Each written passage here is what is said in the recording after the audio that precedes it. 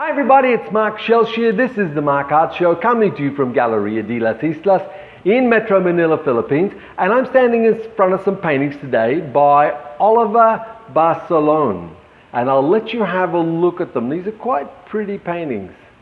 That you see, these are part of Timeless, an exhibition by the Pencil Art Group.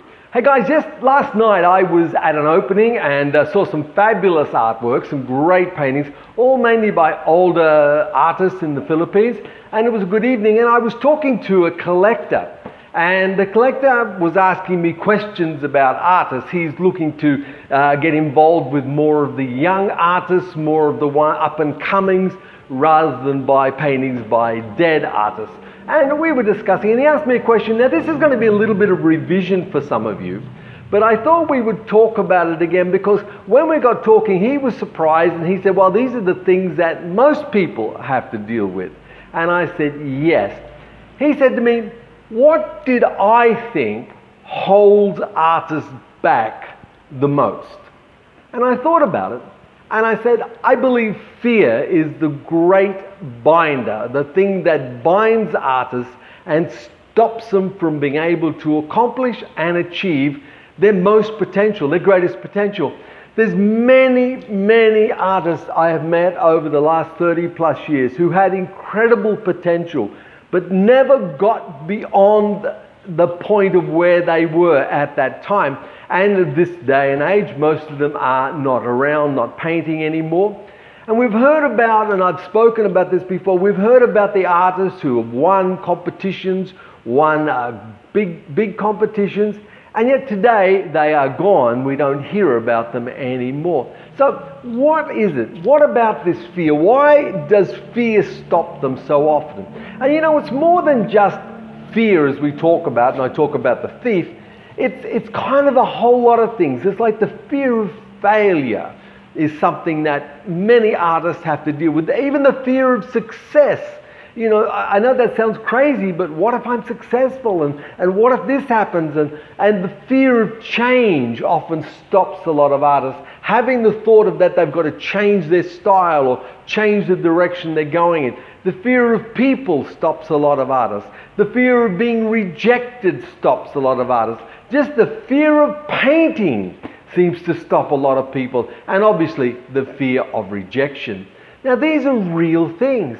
These are real issues. Even if you're one of those people who aren't in any way affected by this, these are things that stop many artists from accomplishing great things in their life.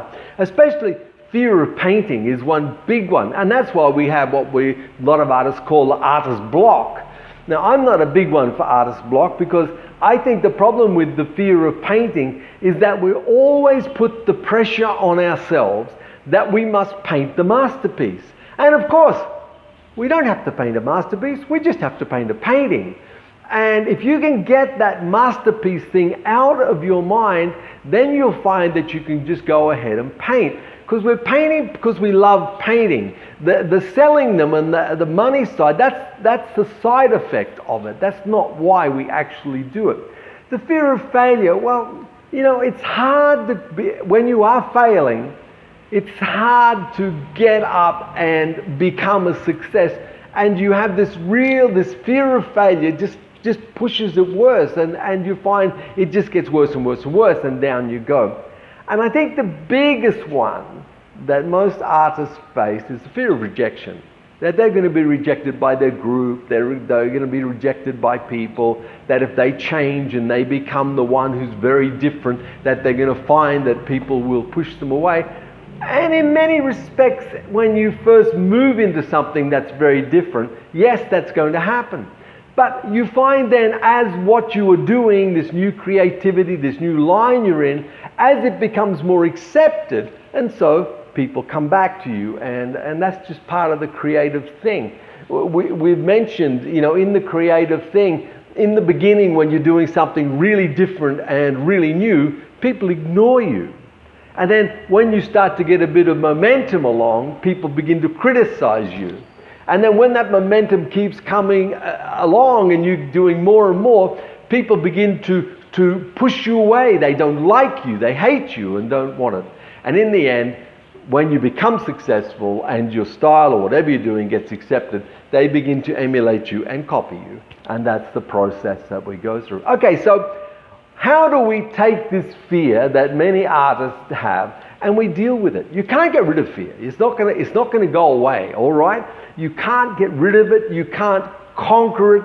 You can't reason with it. I mean, people who have a fear of people, especially artists in exhibitions, there's no way to reason with them. Hey, you've got to come up and talk to these people, talk to these collectors.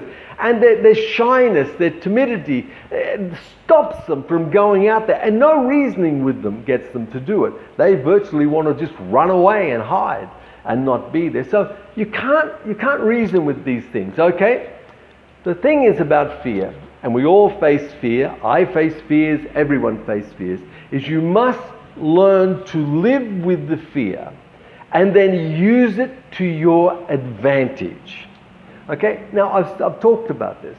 When the fear comes, when you're about to launch into something great or paint that painting, and the fear comes and says, no, you can't do that, stop, you are crazy, you're not the person for this, you have to say to the fear, oh, you've turned up, so I must be doing something right, I will do this now.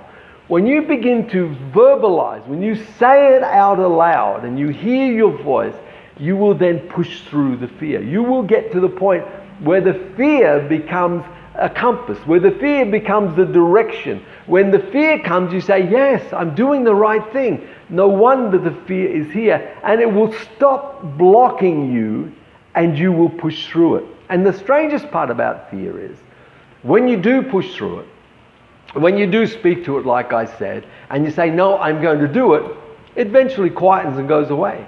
And then you do it, repeat doing it, and the fear is not there anymore. But then you'll go to do something else, and some other fear will rise up, and fear of rejection or fear of people, whatever will come. And you must go through the same process. You can't conquer this.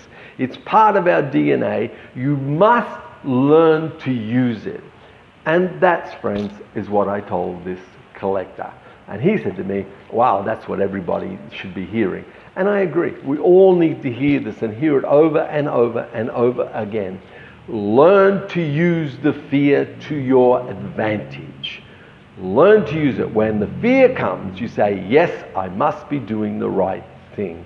And I do that myself personally. Because, we all face fears. Everything we do, there's a fear involved in some things. And the people say, yeah, but it's easy for you. The first time it wasn't easy.